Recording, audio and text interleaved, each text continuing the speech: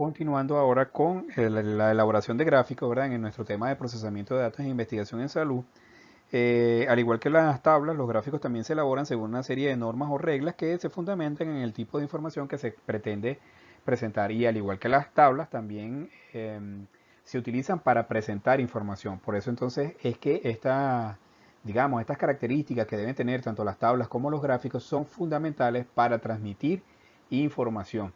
Porque lo que queremos es eso, publicar un resultado y que además la persona que lo está leyendo lo pueda entender, o sea, pueda asumir toda la información mínima necesaria para entender lo que se les está presentando.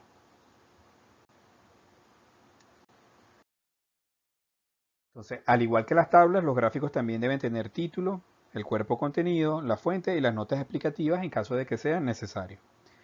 Los puntos señalados son similares a las del cuadro, o sea, el título debe tener las mismas características, el cuerpo y contenido también, y las notas explicativas solamente si se requieren dentro del gráfico. El título debe ser colocado, aquí la diferencia es que en las tablas el título siempre va colocado al inicio de la tabla, mientras que en los gráficos puede colocarse tanto en la parte superior como en la parte inferior. El cuerpo del contenido o el cuerpo o el contenido de un gráfico va a variar. La mayoría de los gráficos se presentan mediante un eje de coordenadas en el cual el eje horizontal, el eje de las abscisas, es donde se coloca la variable independiente. Y mientras que en el eje vertical o el eje de las ordenadas es donde se coloca la variable dependiente. En la elaboración de gráficos siempre se debe tener presente que ambas escalas deben tener una longitud similar, o una relación de 1 a 1 o una relación de 1 a 2. Es decir, si la ordenada mide 10 centímetros, la abscisa puede medir 10 centímetros o 20 centímetros como máximo. Las escalas deben comenzar siempre de cero y en caso de valores muy elevados y con pequeñas fluctuaciones se puede, para lo que llaman partir el gráfico, para adaptarse a valores de la medición siempre partiendo de cero. Cada escala debe llevar su indicación respectiva, por ejemplo, talla en centímetros, años, sexo, y no debe tener un número exagerado de subdivisiones.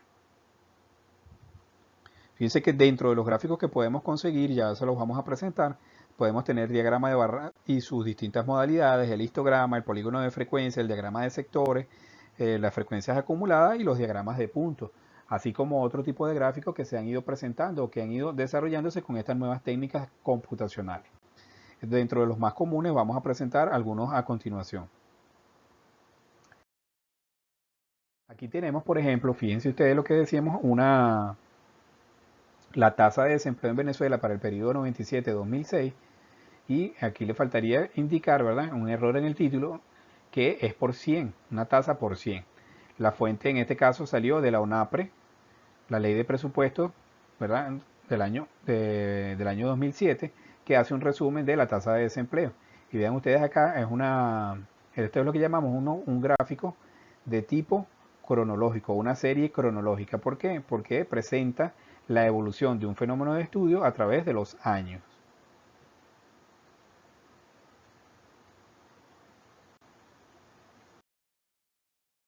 Aquí tenemos datos de asociación.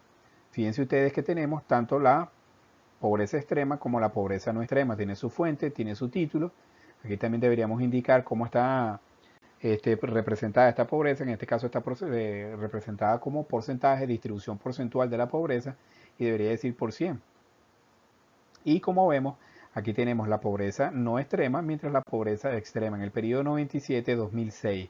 También este es un gráfico de asociación, pero es un gráfico de serie cronológica y en este caso de asociación. Aquí tenemos la tabla de la cual se extrae ese gráfico y aquí fíjense que la presentación es por estado. Aquí, y una de las cosas que debemos tener es también criterio para decidir qué tipo de gráfico debemos utilizar. En este caso, si tenemos información por los estados de Venezuela, la manera más ideal para presentarlo pudiera ser un mapa.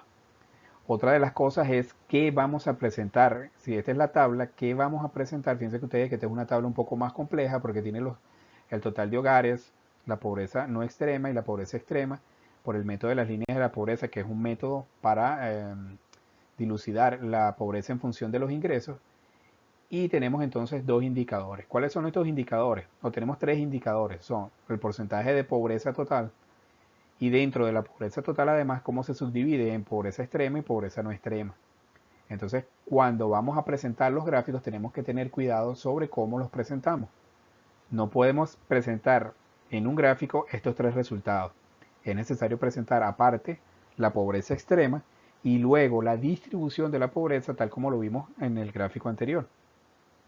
Porque lo que estamos distribuyendo o presentando en ese otro gráfico sería solamente la pobreza.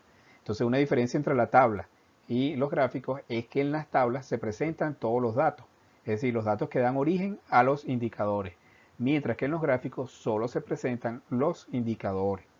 Por ello, entonces también es necesario desarrollar criterios para poder dilucidar claramente si debemos presentar la tabla o el gráfico. No necesario o no es necesario en todas las investigaciones presentar toda la información o todas las tablas y todos los gráficos. Los investigadores deben desarrollar ese criterio, que es más útil, presentar la tabla o presentar el gráfico. Eso dependerá de los objetivos de la investigación. Ustedes acá también, fíjense, esa tabla la podemos presentar por datos de asociación con una barra. Se quitan los pobres, esta sería la distribución de pobreza por cada estado de Venezuela para el año 2003 y vemos cómo tenemos entonces la pobreza no extrema y la pobreza extrema. Es decir, del total de pobres que existen o que existían en el Distrito Federal en ese momento, así se distribuían un 70% en pobres no extrema y un 30% en pobres extremos en función de ese método que está acá. Entonces aquí estaría la variable dependiente y esta sería la variable independiente. En el eje de las axis la variable independiente y en el eje de las ordenadas, ¿verdad? La variable dependiente. Fíjense que aquí tenemos toda la información.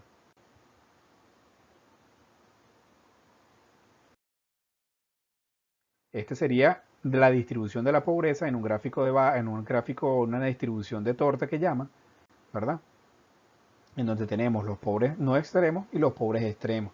Esta sería la pobreza total del Distrito Federal, solamente presentada en un gráfico de torta o una distribución circular que se llama.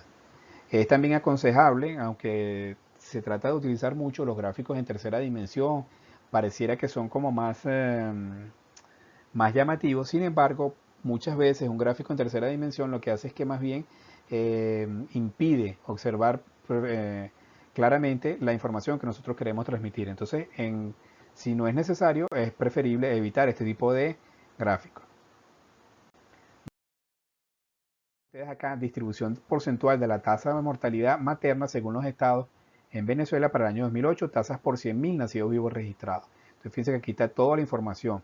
Y esto que tenemos acá es un histograma. Esto que está acá es un histograma.